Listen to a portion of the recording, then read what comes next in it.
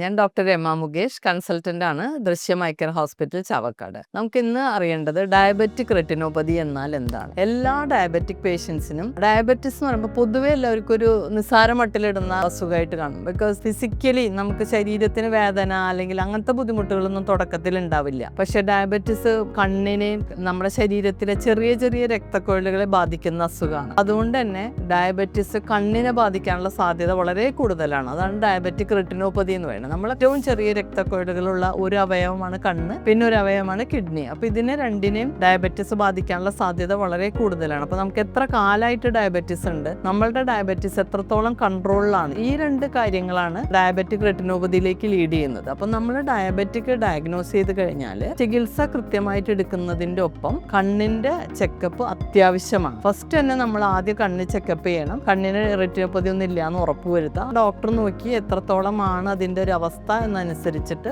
6 മാസം കൂടുമ്പോൾ ചെക്കപ്പ് വേണോ അതോ കൊല്ലത്തിൽ ഒരിക്കൽ ചെക്കപ്പ് മതിയോ എന്ന് പറയും. ആ ചെക്കപ്പ് വളരെ പ്രാധാന്യമാണ്. അത് നിസ്സാരമായിട്ട് കാണരുത്, കൃത്യമായിട്ട് ചെക്കപ്പിന് പോകണം. എന്താന്ന് വെച്ചാൽ ഈ ഡയബറ്റിക് റെറ്റിനോപ്പതി വന്നു കഴിഞ്ഞാൽ കണ്ണിലേക്ക് ബ്ലീഡിങ്, കണ്ണിലേക്ക് നീർക്കെട്ട്, അങ്ങനെ പല ഇതുകളാണ് ഉണ്ടാവുന്നത്. അത് ഉണ്ടാവുന്നതിന് മുന്നേ പ്രിവെന്റ് ചെയ്യാന്നുള്ളതാണ് പ്രധാനം. ബിക്കോസ് അത് ഉണ്ടായിട്ടുള്ള ഡാമേജ് ഇറിവേഴ്സിബിൾ ആണ്. അതായത് തിരിച്ച് നമുക്ക് നോർമൽ ആക്കാൻ പറ്റില്ല. ഞരമ്പിലേക്ക് ബ്ലീഡിങ് വന്ന ബ്ലീഡിങ് കുറയ്ക്കാം, ബ്ലീഡിങ് നിർത്താം.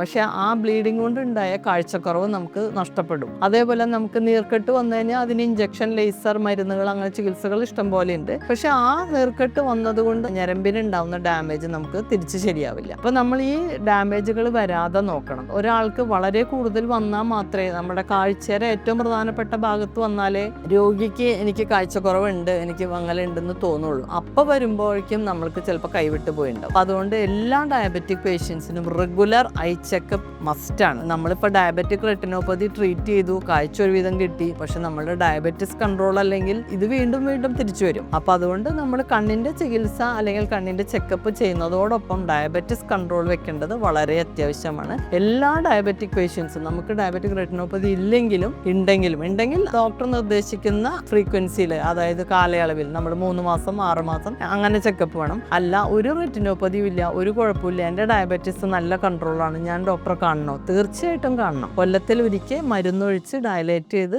റെറ്റിനോപ്പതി ഇല്ല എന്ന് ഉറപ്പുവരുത്തേണ്ടത് അത്യാവശ്യമാണ്. Thank you.